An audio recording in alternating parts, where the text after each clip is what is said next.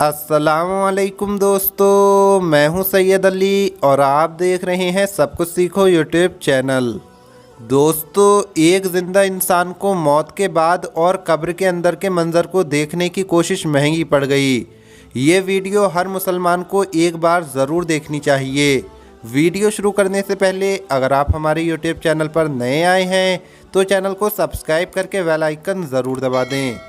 तो चलिए वीडियो शुरू करते हैं। दोस्तों, एक बार शाम का वक्त था। दो नौजवान एक कब्र की खुदाई करवा रहे थे। एक का नाम जुनैद और दूसरे का नाम जैद था। ये कब्र इनके दोस्त राशिद की थी जिसकी मौत हो चुकी थी। जुनैद और जैद को जहां दोस्त के बिछड़ने का गम था वहीं उसकी शादी न होने का भी गम था, क्योंकि राशिद की शादी एक हफ्ते के बाद थी, लेकिन एक ख़ानदानी लड़ाई की वजह से उसका कत्ल कर दिया गया था। जुनैद और जैद को जहां दोस्त के बिछड़ने का गम था वहां वो अपने दोस्त का आखिरी मकान यानी कब्र की खुदाई करवा रहे थे। कब्र खोदने वाले ने अपना काम पूरा किया और कहा कि कब्र का काम पूरा हो चुका है, मैं सामने वाली अपनी झोपड़ी में जा रहा हूँ। जब तुम्हारे दोस्त की मैयत आ जाए तो मुझे आवाज़ दे देना। दोस्तों, जुनैद ने घर पर फ़ोन मिलाया और पूछा कि मैयत को कब्रिस्तान लाने में कितनी देर लगेगी। दूसरी तरफ से जवाब सुनकर वो परेशान हो गया और रोने लगा। शाम ढलती जा रही थी और कब्रिस्तान में अंधेरा भी छाने लगा था। जनाजे में अभी कुछ और वक्त लगने वाला था। जुनैद ने जैद को देखा तो जैद अपनी ही सोच में गुम था। जुनैद ने जैद को आवाज़ दी तो जैद चौंक गया और कहने लगा कि रात के वक्त ये कब्रिस्तान कितना खौफनाक मंजर पेश करता है। अगर कमज़ोर दिल वाला इंसान, जिंदा इंसान भी अगर रात में यहाँ आ जाए तो वो खौफ के मारे ही मर जाएगा।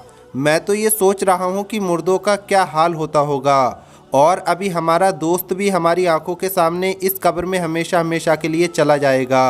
दोनों के दरमियान ये बात अभी चल ही रही थी कि जैद के फ़ोन की घंटी बजी और वो एकदम से डर गया।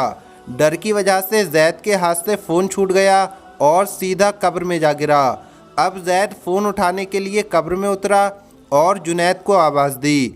उसने अपना फ़ोन उठाया और जुनैद की मदद से कब्र से बाहर आ गया। अब ये दोनों बैठकर अपने दोस्त की मैयत का इंतज़ार कर रहे थे, लेकिन जैद के दिमाग में तो कुछ और ही चल रहा था। वो कब्र के पास रखे तख्तों को बड़ी गौर से देख रहा था। जिन तख्तों से कब्र बंद की जाती है जैद उन्हें देख रहा था। फिर वो जुनैद के करीब आया और कहने लगा, क्या तुम इन तख्तों को अकेले उठा सकते हो? जुनैद ने हैरान होकर जवाब दिया कि हाँ, उठा सकता हूँ, लेकिन तुम ऐसा क्यों पूछ रहे हो? दोस्तों, जैद ने कहा कि मैं थोड़ी देर के लिए राशिद की कब्र में जाऊँगा और तुम ऊपर से ये तख्ते रख देना। मैं देखना चाहता हूँ कि कब्र के अंदर क्या होता है, इंसान के साथ क्या होता है। जब कब्र बंद हो जाती है तो फिर अंदर का माहौल कैसा होता है।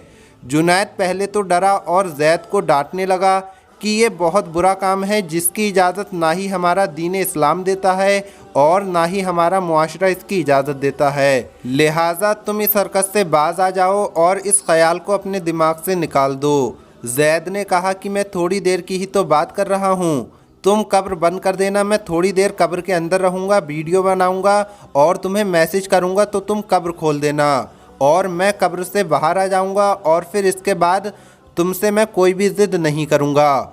आखिरकार जैद के बार बार कहने पर जुनैद तैयार हो गया और इसके बाद जैद बेखौफ होकर कब्र के अंदर चला गया। वो कब्र के अंदर जाकर लेट गया और फिर जुनैद ने कब्र को बंद करना शुरू कर दिया। जुनैद ने जब कब्र बंद कर दी तो वो वहीं पर बैठ गया और डर की वजह से वो बहुत बुरी तरह से डरा हुआ था। दोस्तों, फिर कुछ देर बाद जुनैद ने मैसेज किया कि क्या अब मैं तुम्हारी कब्र खोल दूं? लेकिन जैद की तरफ से कोई जवाब नहीं आया। उसने चंद मिनट इंतज़ार किया और फिर से यही मैसेज किया कि क्या मैं तुम्हारी कब्र खोल दूं? लेकिन कोई जवाब नहीं आया।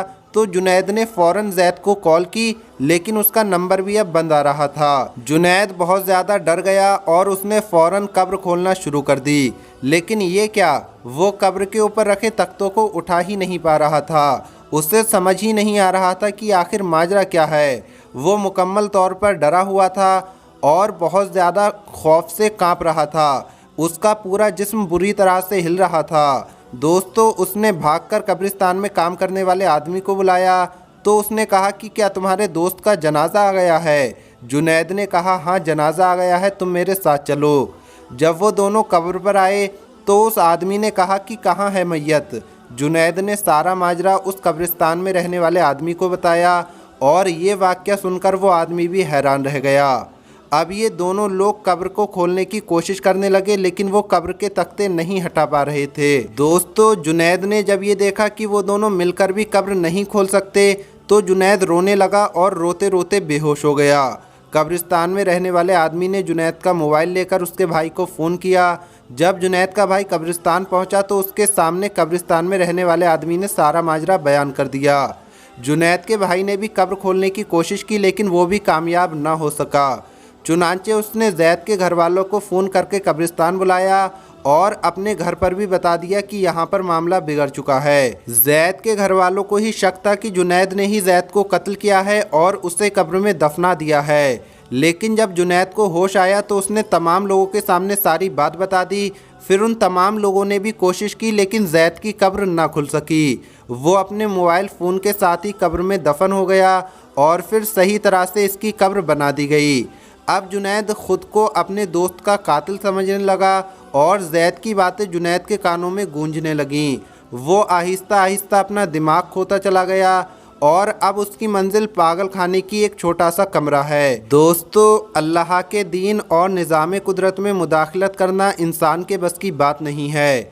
कब्र के अंदर के मामलात अल्लाह ही बेहतर जानता है, लिहाजा इंसान को इन मामलात में दखल अंदाजी करने के बारे में सोचना भी नहीं चाहिए। हम उम्मीद करते हैं कि हमारी आज की कोशिश आपको ज़रूर पसंद आई होगी। अगर ये वीडियो आपको पसंद आई हो तो इसे लाइक करें, ज़्यादा से ज़्यादा शेयर करें। मिलेंगे अगली वीडियो में। अल्लाह हाफिज़।